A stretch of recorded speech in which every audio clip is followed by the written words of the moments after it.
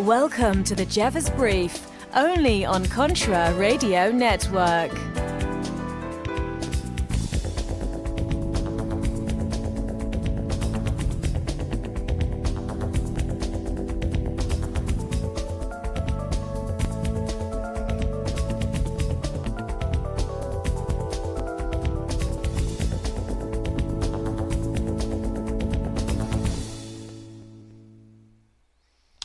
And it is April 6th. I'm John Jeffers here at the Jeffers Brief, going to give you some more important information that you need or that you require to survive, to prep today so you can live tomorrow.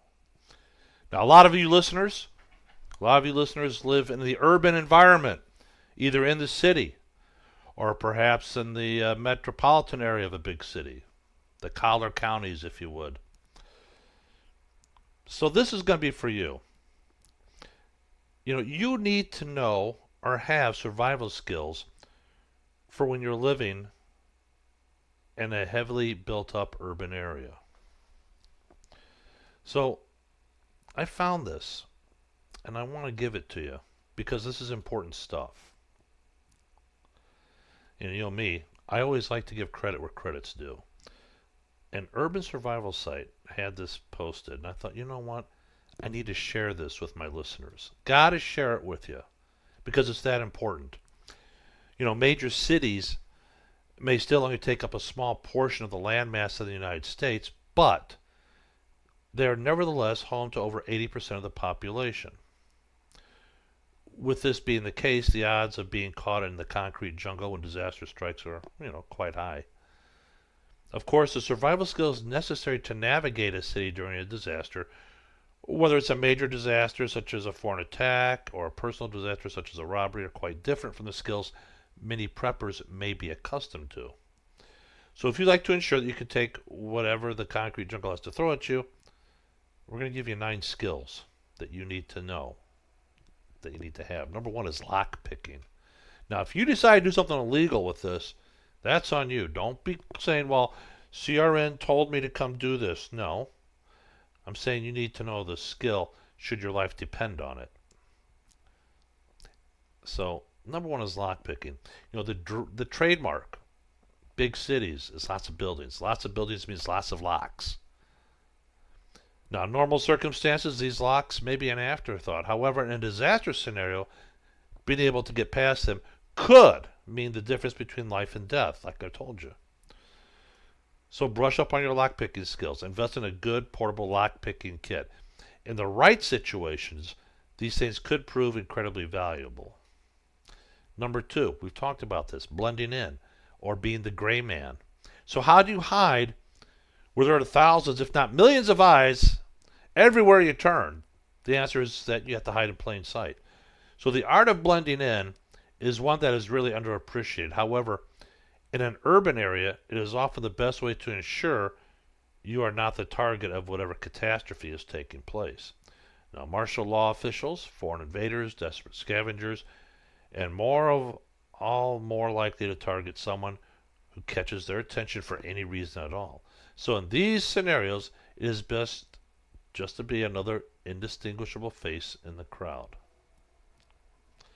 Number 3, self-defense. Look, if you don't intend to carry a weapon on you during your visit to the city or whether you're living there, it's a great idea to have a few self-defense skills that you can rely on.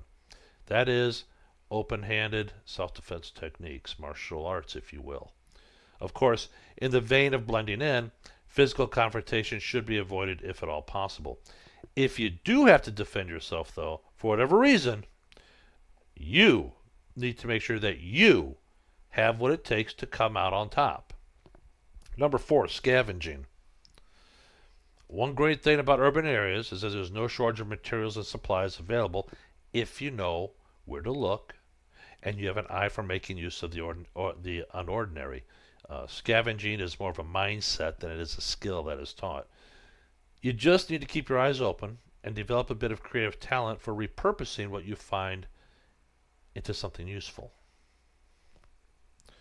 Number 5, and we've talked about this many times here in the Contra Radio Network, is situational awareness. Now, when you're surrounded by people There's often a lot to take in and process. This is especially true in hectic situations such as after disaster. Now, with that said, develop an acute situational awareness, and the ability to take in everything going on around you is one of the best ways to ensure your survival in an urban area. This starts with really tuning in your focus to your surroundings and trusting your instincts above all else. What they're talking about, and some of you know what I mean. You look at something, you know something's not right, something's out of place. You can't put your finger on it. You can't articulate, but you just know. At that point, there should be a voice going off in your head screaming at you, or bells, alarms, whistles, something going off in your head that's saying something ain't right, and I don't like this. And instead of standing there trying to figure it out, you need to act then and there. So, in many cases, this type of situational awareness can help you escape dangerous situations before they ever develop. Number 6, navigation. Too many people are completely reliant on their GPS when it comes to navigating an urban area. However, if those GPSs ever stop working, there are going to be a lot of people who are lost and in trouble.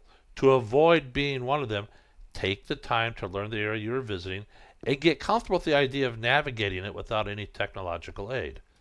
Here's an idea: buy a map that you can bring with you and memorize a few escape routes just in case you lose it. If things go south, these navigation skills could be the difference between getting out quickly and getting caught wandering around a maze of concrete and steel. Number 7, escaping a riot, which could happen. The middle of a major riot in an urban area is not a place where you want to be under any circumstances. Case in point, think back to the LA riots for an example of how dangerous these riots can become and how quickly they can spiral out of control. Of course, escaping a riot isn't nearly as simple as walking away. If it were, there would be far fewer innocent bystanders who die in the chaos. Before you visit a major city, take the time to research the best way to escape a riot in case you are caught up in one. There's lots of great information out there about this designed to help you get out of the middle of a riot as quickly as possible. You follow me? You know what I mean? All right. And so, before I forget, let's go back real quick to navigation. You can go on eBay or wherever. I personally prefer if you would go to Amazon. I'll even post a purchase link, because CRN is an affiliate of Amazon and you buy there. I get a small percentage of the sale. It doesn't cost you anything extra. But get a military grade lensatic compass. Learn to use it. As a matter of fact, I'm thinking about perhaps doing a video on how to use a lensatic compass. That's kind of where I'm going. Hey, dog. The dog came in the studio. He's a good boy. All right.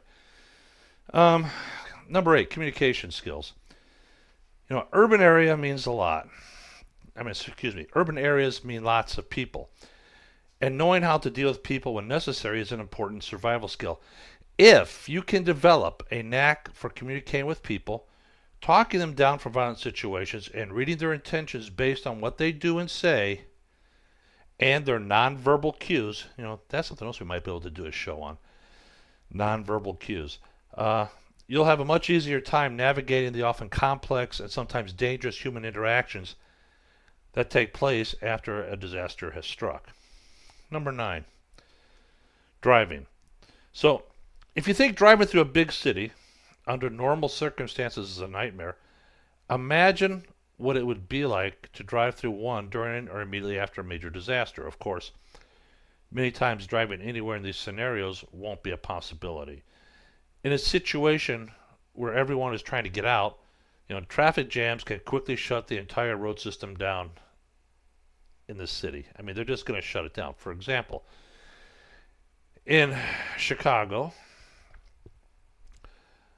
you got rush hour in the morning, rush hour in the evening. And you also, to some extent, on the Friday and Saturday nights, rush hour is going back into the city.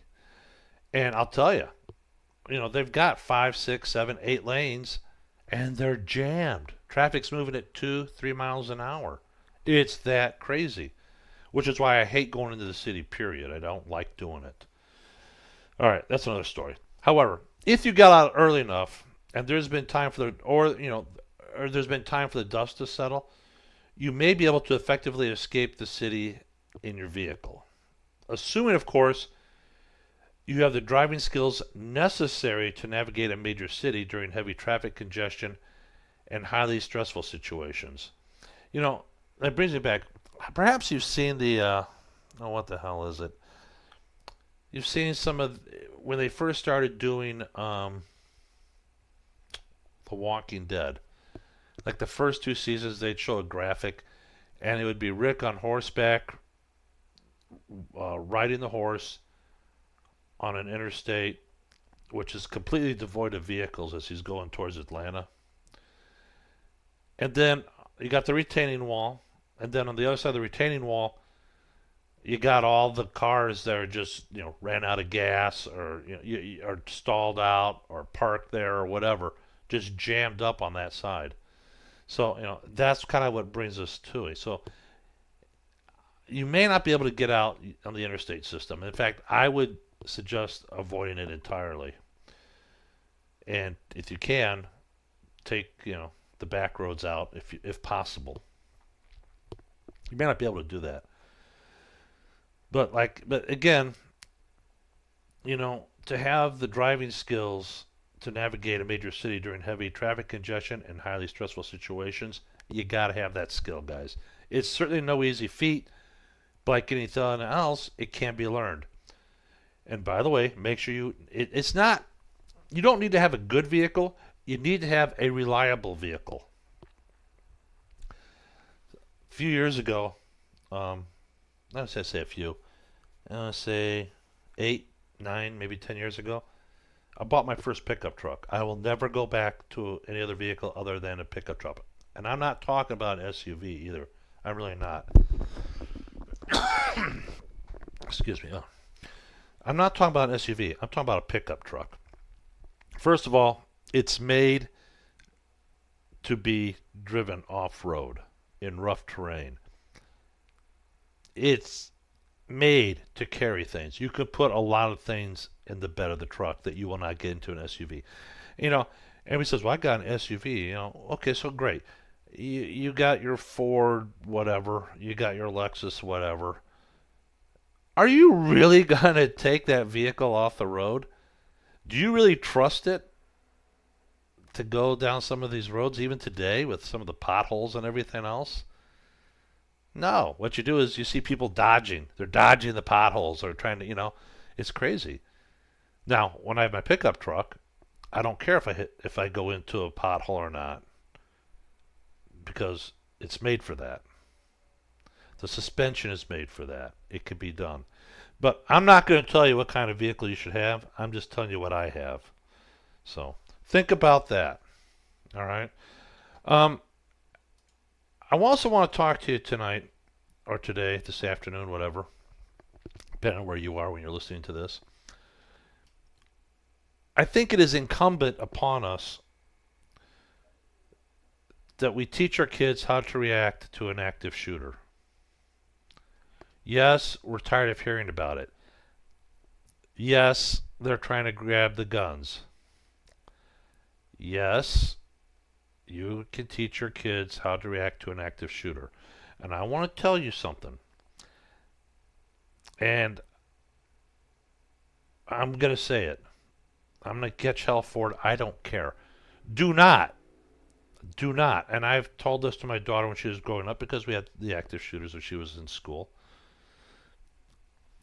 But one of the things that I always told her, I said, you get out of that building. I don't care how you do it.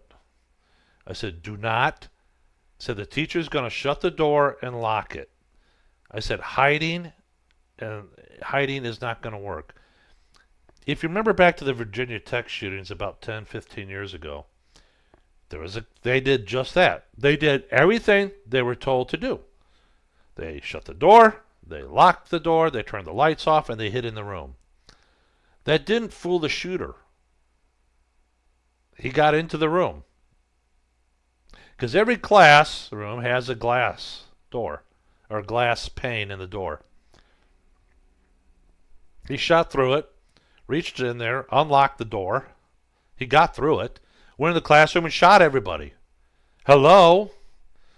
So what I've told my daughter, and the reason I found this article, it's dated September 24th, 2014. It's by Pat Henry. And I don't want to do one that was too recent because I think hindsight, enough time hasn't passed that people can actually rationally think about some of these things. But being in the school isn't always a place of, you can be active shooter. We saw what happened at Pulse. It has happened at shopping malls. It happened at concerts. An active shooter can happen anywhere there are a lot of people. A lot of targets. A target-rich environment. But getting back to what I told my daughter, in fact, this is something else I did too. If you go to Amazon and I will post the link for you guys, just get a hold of me on the CRN Facebook page. I will post it there for you. I will post the link on the CRN website, contraradionetwork.us, contraradionetwork.us. You can buy these from Amazon. It's a backpack with a ballistic panel, a Kevlar ballistic panel. Now, this is it. This is important. This is how the Kevlar works. And I told my daughter, I said, you're going to have to put this on because when you go for the run, you're going to have it on your back. You must. I said, you can't sling it over one shoulder. You got to have it both arms so that backpack is against your back. And she said, well, why is that, Dad? And I said, because then that will stop the round, the bullet. Now, and I told her, I said, it's still going to knock you down. It's going to hurt. But you won't be you'll be shot, but you're not going to be dead. You'll have a nasty bruise. You'll hurt. It will hurt like hell. And it may even burn a bit. But that's what to expect. I said it may even knock the breath out of you. If that's the case, I told her, just lay down there. First, don't try to move. Just lay down. Don't panic. Your breath will come back. Just got to give it a few seconds. It's going to seem like hours. Sit back, relax as much as you can, and then you'll feel the breath. Don't start, panicking trying to breathe in because you can't. I said as soon as all the breath has left your lungs, it will come back in again. Don't panic. It is very easy, especially for kids who've never experienced that sensation of having the wind knocked out of you. So, and I also told her, I said, if you get stuck in a classroom, and if you're possible, take a chair, break a window, get out of that building. I said, I don't care if you're up on the second floor or whatever. If you break a leg when you jump out, so what? You'll survive that. I said, we can live with that, but you'll be alive with it. I said, get the hell out of that building. Do not sit there and try to play hide and seek with this guy. Her next question, Dad, I've never heard shooting before. And this is before I took her to the range. And then it was right about then I realized I got to take her to the range so she can understand what it sounds like. And so I said, the best way to describe it, it's loud pops. It's not a boom like you see on TV. They're loud pops. It will sound like firecrackers. Maybe, and I said maybe it's a little bit higher than a firecracker, and you'll hear it go pop, pop, pop, pop, pop. You'll hear that. That's what it is. It's not a firecracker. That's somebody that's having a mental breakdown and is deciding that they want to hurt people. So let me go through this because it's important, guys. And I want your kids and your grandchildren to also understand it, to be cognizant. And you can start teaching them. It's never too late to start teaching these kids now about how to do this. But listen, this was written in 2014. It says there's been some time that has passed since the latest mass shooting. And although the news of yesterday of a recently fired UPS worker killing 2 of his coworkers and eventually himself reminds us that life is sometimes deadly. As a prepper, as well as a strong advocate of the rights guaranteed by our Second Amendment, one of the things that I prepare for is a situation where a nut is going around killing innocent people. Be some terrorist, mentally deranged person, someone under the influence of psychotropic drugs, or like in Alabama, someone with a grudge who simply does not care anymore. You could say all these types of people have one thing in common regardless of the motivation. They simply want to kill people. They want to hurt people. So there was, has, and will always be people who want to kill for one reason or another. To deny that is to deny human nature, so arguing about methods to make innocent people safer while at the same time preventing them from protecting themselves is to remain willfully ignorant about the reality of the issue. Bad people will always be around in one shape or another, and they will endeavor to do bad things no matter what the rules are, period. Now, I for one strongly believe that the best way to stop a bad man with a gun is a good guy with a gun. And that's why we have concealed carry, hopefully. That's what we got to what the police do when they engage some nutcases like this with lethal force. The killers always stop. Usually, they kill themselves first, but they do stop killing others in most cases when they are confronted. What went down at Parkland, I got to tell you guys, when it first broke, I have not heard anything since then. The deputies responding were told to hold up, do not go in. Now, that flies in the face of everything I was trained for. In every other police department I know of in my county, municipal departments and other departments around the state adopted the philosophy of you must engage immediately. You cannot wait for the tactical team or the SWAT team. You get there, you go to war. Period. You go in there and you know what? Others, you got help. The cavalry's coming, but you may be the first there. And you may be on your own for 5 to 10 minutes, depending on how far away people are. But the cavalry's coming, so you better get your ass in there. And you better go to war, because you got to stop this guy. Or girl. It makes no difference. Because when they see someone else with a firearm that's coming at them, guess what? They're going to stop shooting at the other people, and they may, shoot at the good guy. Or they may stop and decide, okay, I'm done, and they sit there and eat a bullet. God willing, that's perfect. Because then I don't care why he did it. I don't care what sympathetic story he had. Lots of people have sympathetic stories. They don't go out killing people.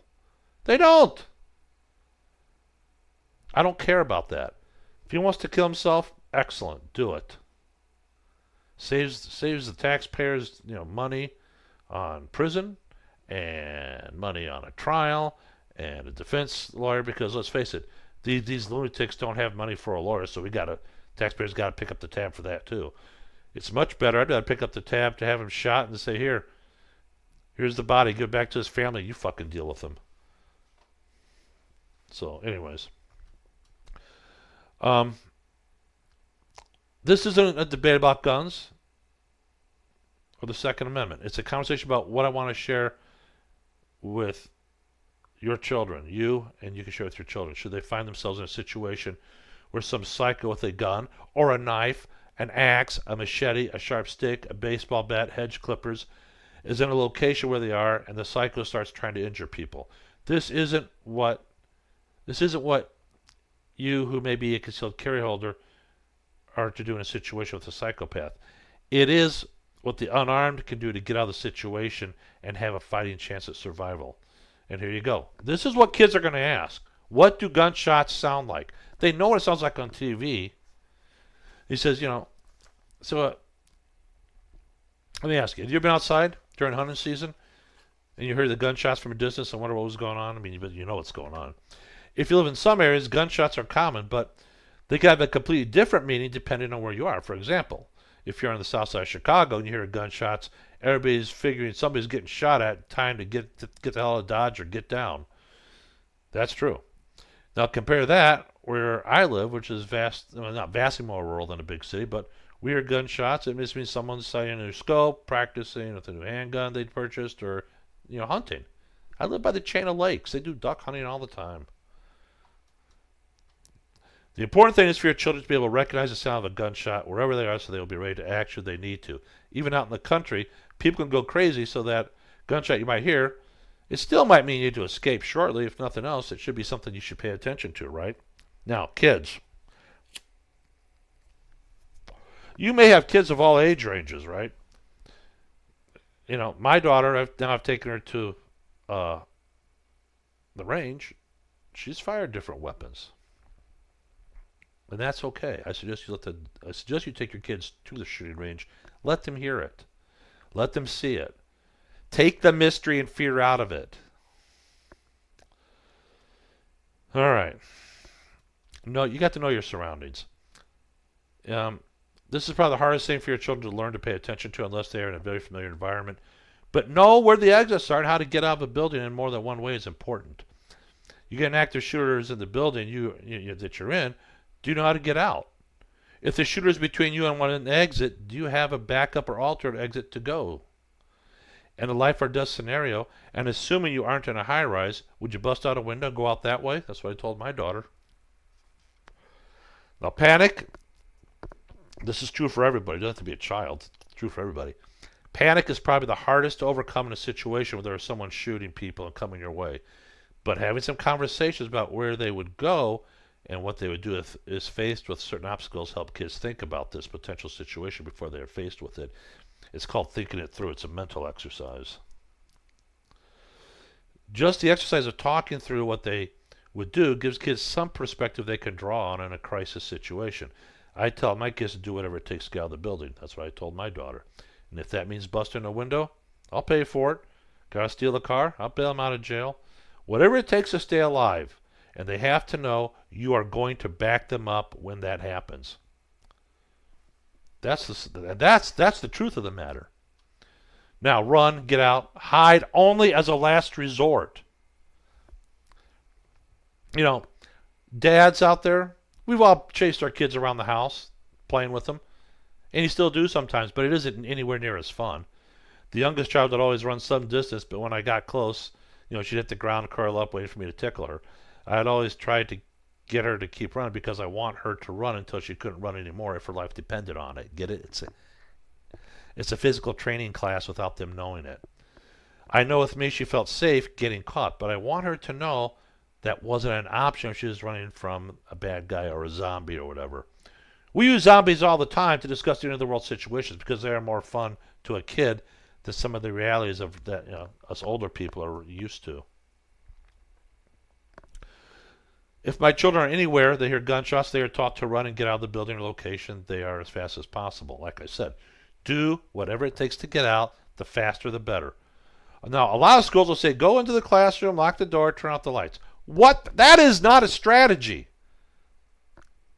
And I can't agree more with the writer of this article. I can't. No, you run out of the building so the bad guy won't be able to break or shoot out the lock and walk in the room and kill everyone hiding under their desk, because that's what happened at Virginia Tech. Even if they don't break down the door, I think that also happened at, was it Newtown? I think that was it. What was it? I was getting crazy here. It's a good thing I stopped. I said, even if they don't break down the door, you are trapped inside of there between you and safety. I even tell my kids to run no matter what their teachers say. If their teachers say they're supposed to hide under their desk, I tell them to run out. Go away from their shooter and get out of the building. Even the Department of Homeland Security, when discussing what to do in an active shooter scenario, recommends, quote, if there is an accessible escape path, attempt to evacuate the premises, end quote. In short, get out! That's what they're talking about. Cover versus concealment. Okay, you got to teach the kids this. They teach it in the military. You can teach kids this. It's real simple. Teach them the difference between cover and concealment. If you don't know, let us know on the Sierra and Facebook page. We'll define it for you. There's two definitions that mean two different things. Real simple. Concealment means you can hide yourself, but it won't. It may or may not be enough to stop a bullet. Cover means you're behind a solid object that could very well stop a bullet, but it may not hide you. Got it? There. That's a simple definition. Now, hopefully, none of our children or any children will ever have to face a situation in which an active shooter is attacking people where they are. My hope is that happens, I am with them. If I am not with them, I hope they'll do everything they can to get out before they are harmed. Do your children know what to do? Guys, this is so important, especially this day and age. Oh, this is written by Pat Henry. And Pat, if you're listening, I can't agree with you more. I cannot agree with you more, my friend. And he wrote this. He writes for the Prepper Journal. So I just wanted to put it out there, guys. I think it's that important. All right. We're almost at the end of the show here for the podcast for Friday. Give you something to listen to on your way home. One thing I wanted to explain to you, if you could, please. Hey, guys, become a Patreon. Go to patreon.com, look up Country Radio Network, throw in $2 a month. That's what I'm asking. $2 a month from the listeners. That's what I'm asking. If you want to throw in more, I'm humble and grateful for it, and I want to say thank you ahead of time. It helps me pay for all the stuff that you guys like about this show. And it comes every month. So if you like it, great. Give me a hand with it. Look, I got a pension. I don't need it to live on. But it's nice to have a little bit of extra to help pay for the stuff. You know, I know you guys like it. You guys wouldn't be listening to it. By the way, CRN broke into Iceland yesterday. Never had any listeners in Iceland or in Colombia. So, yeah, the word's starting to get out. Pass the word. Also, on the video, hey guys, some of you guys that are friends with me on the Facebook page, I messaged you the video. Reason being, share it with your friends. Just put a quick note on there, and it just says, you know what? I saw this video. I thought it was kind of neat. I liked it. Wanted to share it with you. All it does is it plants the seed, the idea that maybe they should be preppers and they should start listening to Country Radio Network. There. All you got to do is plant the seed. Whether it takes or not, well, that's another story. And we can't control that. But it sure as hell doesn't hurt to have that. Oh, by the way, the state of Ohio has become the biggest listener to CRN, and I think that has to do with Rob Alderucci. I think he has something to do with that. We got more downloads coming from the state of Ohio than I do from my own state, or even Texas for that matter. So, with that said, let me end this because I know a lot of you guys are going to be traveling. I want to get out there because a lot of you are going to be coming home on the rush hour. You need something to listen to, and I wanted to share that with you. So, my Prepper and Patriot friends out there, I say to you this. Be safe, be alert, be vigilant.